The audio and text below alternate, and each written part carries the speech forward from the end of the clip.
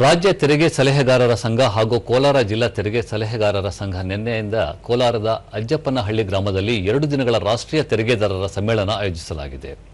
ಕಾರ್ಯಕ್ರಮದಲ್ಲಿ ರಾಜ್ಯ ತೆರಿಗೆ ಸಲಹೆಗಾರರ ಸಂಘದ ಅಧ್ಯಕ್ಷ ನಂಜುಂಡ ಪ್ರಸಾದ್, ಜಿಲ್ಲಾಧ್ಯಕ್ಷ ರಾಜ್ಕುಮಾರ್, ತೆರಿಗೆ ಸಲಹೆಗಾರರು, ಜಿಎಸ್ಟಿ ಅಧಿಕಾರಿಗಳು ಹಾಗೂ ಪದಾಧಿಕಾರಿಗಳು ಭಾಗವಹಿಸಿದ್ದರು.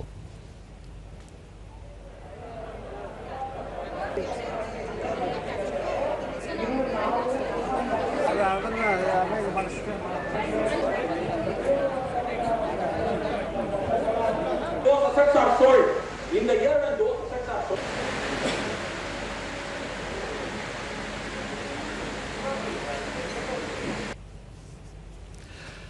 ದೂರದರ್ಶನದೊಂದಿಗೆ ನಂಜುಂಡ ಪ್ರಸಾದ್, ತೆರಿಗೆ ವಂಚನೆಯಿಂದ ಆಗುವ ಸಮಸ್ಯೆಗಳು, ನಿಗದಿತ ಸಮಯದೊಳಗೆ ತೆರಿಗೆ ಪಾವತಿಸದಿದ್ದಲ್ಲಿ ಎದುರಾಗುವ ದಂಡದ ಕುರಿತು ಸಮ್ಮೇಳನದಲ್ಲಿ ಮಾಹಿತಿ ನೀಡಲಾಗಿದೆ.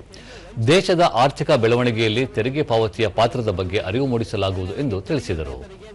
ಕೊಡಬೇಕು. ಇನ್ ಟೈಮಲ್ಲಿ ಫೈಲಿಂಗು, ಇನ್ ಟೈಮಲ್ಲಿ ಪೆನಾಲ್ಟಿ ಇಲ್ದಲೆ ಕಟ್ಟಿಸುವಂಥ ವ್ಯವಸ್ಥೆನ ನಾವು ಕಲ್ತ್ಕೊಂಡ್ರೆ ಅವರು ಪ್ರಬುದ್ಧರಾಗ್ತಾರೆ, ದೇಶದ ಹಣಕಾಸು ವ್ಯವಸ್ಥೆನೂ ಸುಭಿಕ್ಷವಾಗಿರುತ್ತೆ ಅಂತ ಅಂದ್ಬಿಟ್ಟು.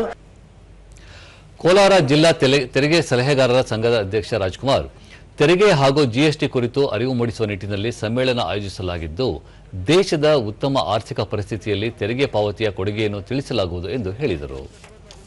ಸರಿಯಾಗಿ ಕಟ್ಟಿದ್ರೆ ಸರ್ಕಾರಕ್ಕೆ ಮತ್ತೆ ಒಳ್ಳೆ ಅನುಕೂಲ ಆಗ್ತದೆ. ಅದು ಬಿಟ್ಟು ನಾವು ಯಾವುದೋ ಟೈಮಲ್ಲಿ ಅವೇರ್ನೆಸ್ ಇಲ್ಲದೆ ಒಂದಕ್ಕೆ ಎರಡು ಕಟ್ಟೋದು ಮತ್ತು ಕರದಾತರಿಗೂ ಹೊರೆ ಆಗೋದು, ಇದನ್ನೆಲ್ಲ ತಪ್ಪಿಸೋದಕ್ಕೆ ಫಸ್ಟ್ ನಾವು ನಾಲೆಡ್ಜನ್ನು ಬೆಳೆಸ್ಕೋಬೇಕು.